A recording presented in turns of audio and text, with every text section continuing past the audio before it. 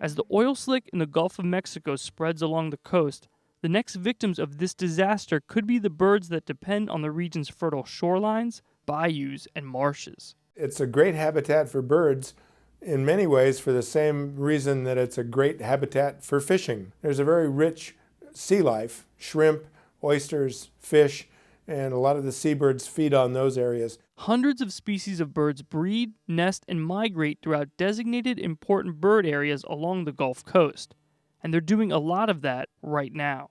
It is probably the worst time of the year for this to happen. Extremely vulnerable is the brown pelican, Louisiana's state bird fresh off the endangered species list, as well as migratory shorebirds that use the Gulf Coast like a highway pit stop, refueling for the rest of their trip to their northern breeding grounds. But for birds that live and roost in these areas like oyster catchers and black skimmers, the prospects could be dimmer.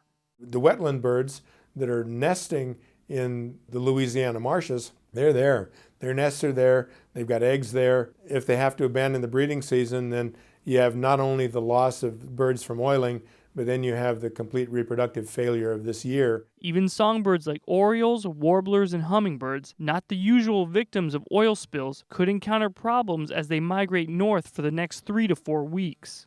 A lot of birds are coming from Central America, Cuba, and flying across the Gulf of Mexico at night.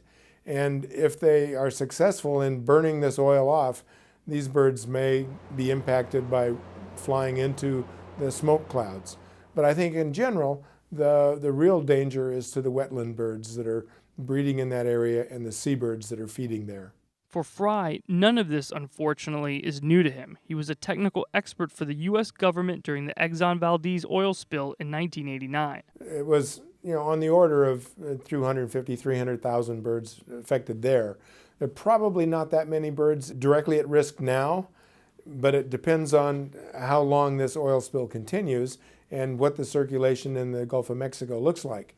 If, in fact, it lasts 2 to 3 months, the Exxon Valdez oiled 1,300 miles of shoreline, and the potential is there for this all the way from Texas to Florida. For Discovery News, I'm Jorge Ribas.